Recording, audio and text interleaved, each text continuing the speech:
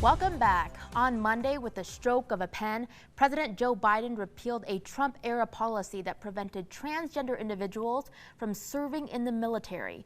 ABC4's Jason Nguyen kicks off our In Focus coverage tonight with local reaction from Utahns.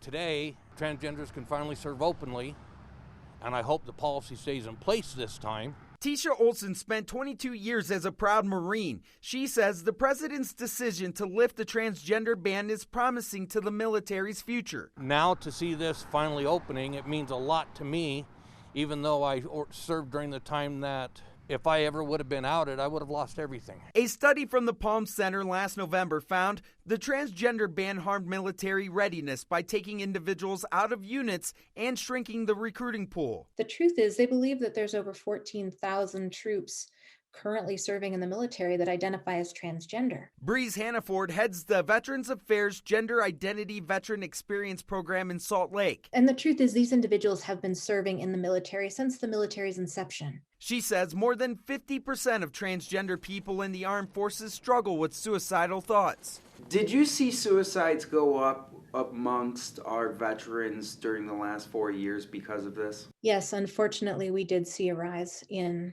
LGBT-related suicides over the last 4 years. Transgender education advocates of Utah's Dr. Candace Metzler says the executive order allows military members to be fully present as themselves, and the good news has trickled down. I can't begin to describe the impact that had at all age levels, not just military service members, but even our youth that I worked with. And I hope the policy stays in place this time. Giving a new sense of pride to our American military where soldiers want to feel safe. I'm Jason Nguyen, ABC4 News.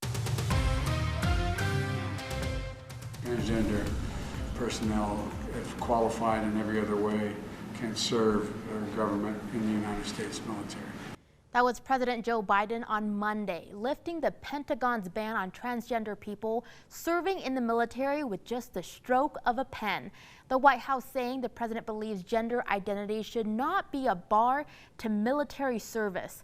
The executive order reverses the Trump administration's policy that prevented transgender individuals who plan on pursuing gender affirmation hormones or surgery from enlisting. Welcome to our In Focus discussion tonight on President Biden's repeal of the Transgender Military Ban. Joining us live in studio tonight is Tisha Olson, who is a transgender veteran. Tisha, thanks for providing your perspective in our discussion, and welcome to the show. Thank you for having me. Let's start with your military career. Tell us about how long you served in the Marines and what inspired you to join. My family has a very long history of being in the Marine Corps. It's something I've always wanted to do since about the age of 12. I told my father that I was going to join the Marine Corps at 17, retire at 37, die at 38, that there was no such thing as life after the Marine Corps. So I always just wanted to join the Marines because I love my country. And it was always my childhood dream. And I could tell you do have that passion to serve. You identify as a woman and served during the Don't Ask, Don't Tell era. How did that impact your experience, maybe performance or mentality in the Marines, having to hide who you are and not being able to live your authentic self? It made me very angry, actually, and I've always wondered how much better of a Marine would I have been, how much better of a soldier would I have been if I could have been my true and authentic self, if I didn't have to worry about being outed and completely losing everything that I've been working for. And the stress that comes with that, as far as having that constant shadowing over you, and you always wondering, is today the day that they're going to come up and kick me out because I'm transgender and get a dishonorable discharge just because I'm different? No matter what the circumstances, no one should have to live in fear because of who they are. Now, 2 years ago, the Trump administration reversed an Obama-era rule which prohibited transgender individuals to serve in the military. Even though you were no longer actively serving at the time, how did you relate to the feelings, emotions, or reactions of someone who is transgender and wanting to serve at the time?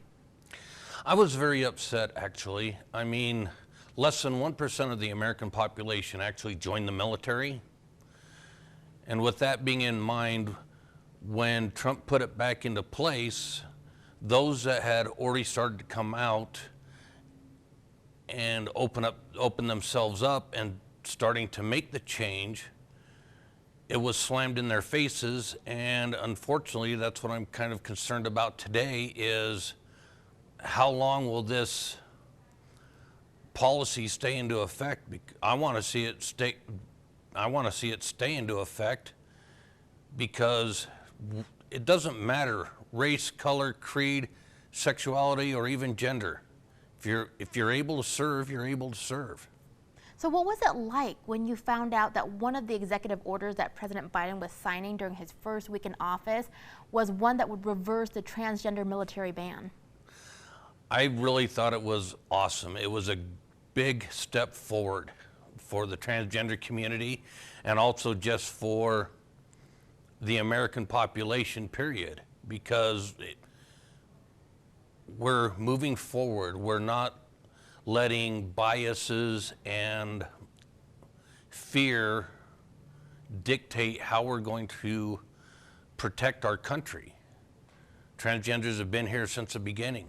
We're here now, and we'll be here way after. Do you think there is a possibility that there will be more people re-enlisting now that the transgender military ban has been repealed? I hope so. Unfortunately, I still know quite a few veterans that are still serving, and like they said, they're concerned about what's going to happen in 4 years. Is the next incoming president, if it's not Joe Biden, are they going to remove his executive order? So it's hard to tell. I really do hope so. That's right. I mean, the transgender community has really been pulled back and forth within the last few years. With just a minute left, I'd like to talk about what you're doing now. You are giving back to the community in a new role. Tell us about what you're doing. Well, I actually help Dr. Hannaford up at the VA. I am a volunteer. I work as a certified peer support specialist. I work with the Give Clinic.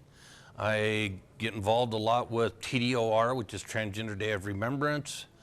I also am a board member of T, which stands for Transgender Education Advocates of Utah. And I actually also work as a certified peer support specialist for Odyssey House. I love that your desire to serve it just continues, no matter in what capacity. Folks, you've been hearing from Tisha Olson, who is a transgender veteran. Tisha, thank you so much for your service to our country and for continuing to serve our community today. It was a pleasure having you on the show. This is my pleasure. The concern here in the House was whether or not the military will be forced to pay for these surgical procedures. I share those concerns. The question on the broader issue, that is being reviewed by the DOD and the White House, and I look forward to seeing what it is that they actually produce. That was former Speaker of the House Paul Ryan in June 2017, responding to a number of surprising tweets from former President Trump, announcing a series of sweeping policy changes to prevent transgender people from serving in the military. Thanks for staying with us for our second In Focus discussion tonight on President Biden's repeal of the transgender military ban. A study commissioned by the Pentagon just a year before the ban was enacted found that transgender people in the military had little or no impact on unit cohesion, operational effectiveness, or readiness. Meanwhile, healthcare spending on active duty trans service members increased by only about 0.1%. Joining us now live via Zoom is Breeze Hannaford, coordinator of the GIVE program at the Salt Lake City VA. Breeze, thanks for joining our conversation tonight and welcome to the show. Thank you so much for having me. I'm really glad to be here. Glad to have you. Breeze, tell us about the GIVE program at the Salt Lake City VA. What kind of services, resources, and support does your program provide? Absolutely. So the GIVE program stands for the Gender Identity Veteran Experience Program. We actually stole the name from the Cleveland VA. I want to make sure they get the credit for that. In this group, we have, it's kind of a mental health and medical home for our transgender veterans. We offer gender-affirming care, kind of across the gamut, regardless of where someone comes into services, if they're in transition, if they're exploring their gender identity, they're just at the beginning. We've got mental health support. We've got our primary care provider that specializes in gender-affirming care, hormone therapy, speech therapy, a whole variety of things. How did you become connected to this line of work, and what inspires your passion to serving transgender veterans? You know, it's the most incredible population I've ever worked with. My undergraduate was in anthropology, and it's always fascinated me how communities work, and social justice issues have always been very, very important. And as a social worker, that's something that I focus a great deal on. And this is a population that has been marginalized in so many ways. Most people have no idea how difficult it is. People believe that this is somehow a choice. It's not a choice. The only choice is whether or not they can live authentically as themselves, especially when living authentically may mean that they lose their families, their careers, their place in community. Well said. What kind of challenges, difficulties, or barriers can transgender veterans still face?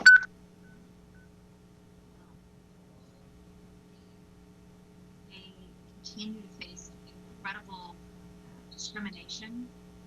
People have this belief that somehow they're just not real. That they're somehow, I'm sorry, Are you getting an echo? I'm getting an echo. Okay, well, we can hear you a lot. We were having some audio issues with you. We're able to hear you a little bit better. Are you able to talk through the echo with us? I know that's kind of tough. I've had to deal with that before. I'll do my best. I'm not great at that kind of thing.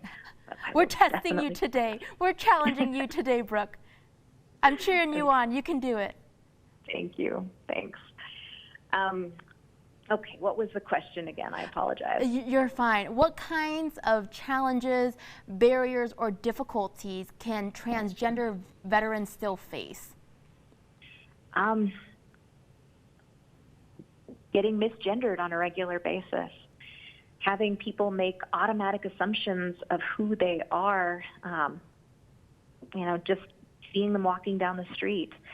I have veterans that have been verbally attacked in grocery stores, that have been beaten up, that have been assaulted in different ways because people don't understand. They're confused at how all of this works, and they feel like they have a right to be bigoted towards them.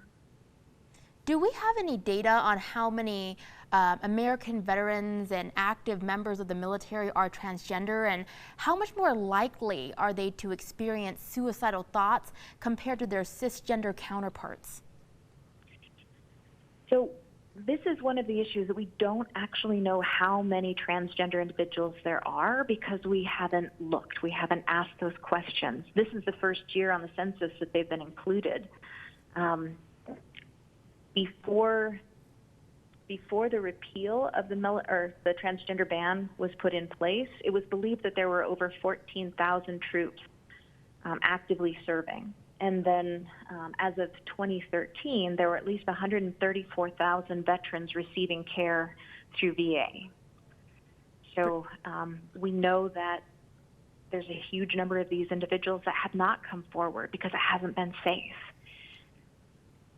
And of those,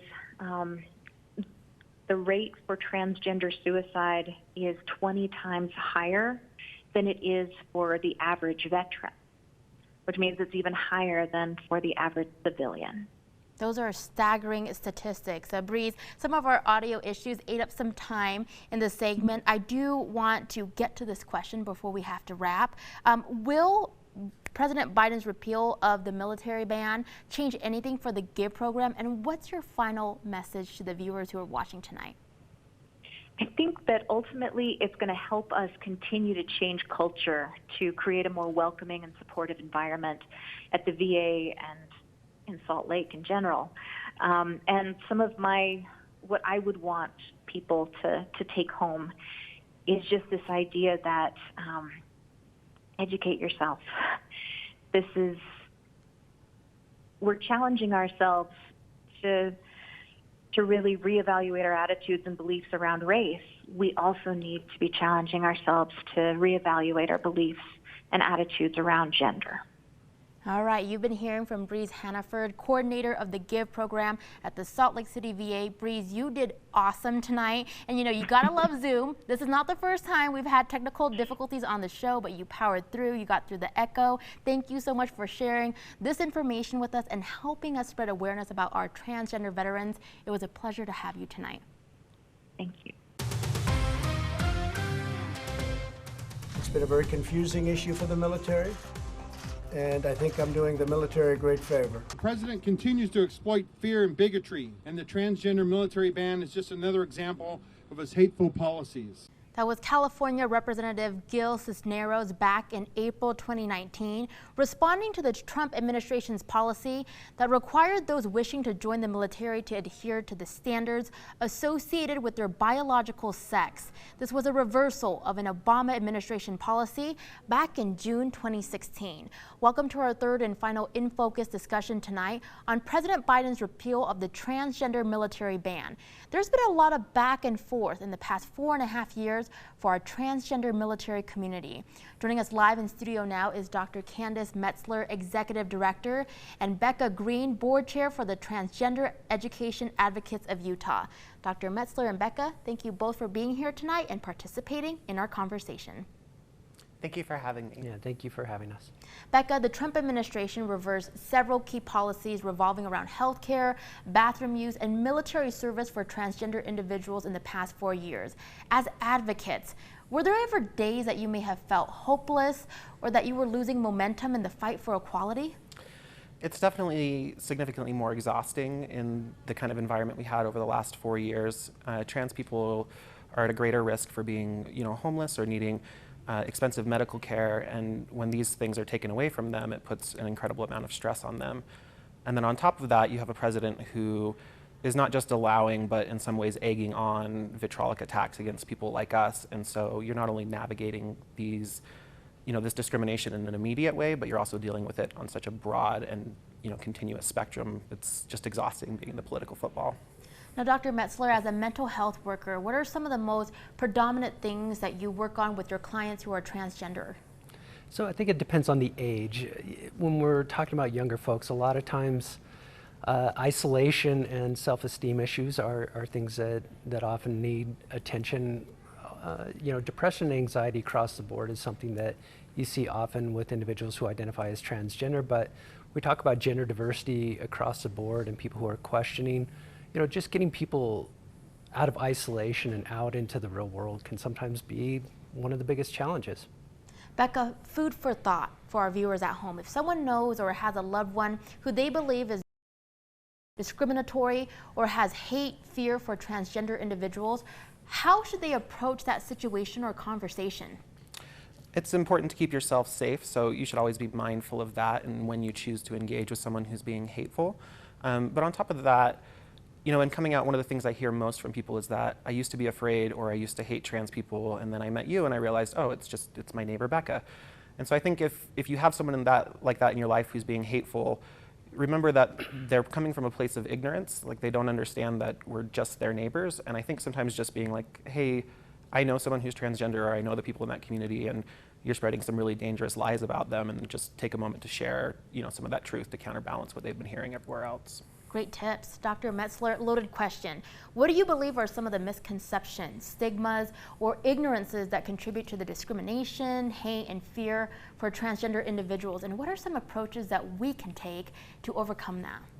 I think one of the biggest misconceptions is that gender diversity and body diversity really is not new. It's part of the human experience and has been around in cultures around the world, and it's not going to change whether we change a policy or a law. It is part of the human experience. And I think what needs to be done to change things is for people to have conversations. I think a lot of times we end up talking in our same echo chambers, and we really need to be able to reach out and talk to different people and have some of these difficult conversations and realize, as Becca said, that we're your neighbors, we're the people in your community, and we should be included and given the dignity and respect that anybody else deserves. Well said. Becca, what needs to be done so that the country doesn't keep going back and forth on transgender military rights with each administration?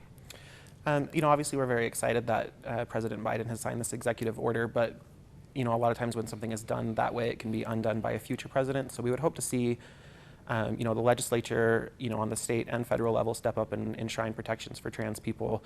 And more than laws, we just need people to realize that we're here and we're human and you can't legislate us out of existence. We're going to be here no matter what. And I think when we can move past this idea that passing a law is going to make us go away, that's when we're going to start to see some real change in society.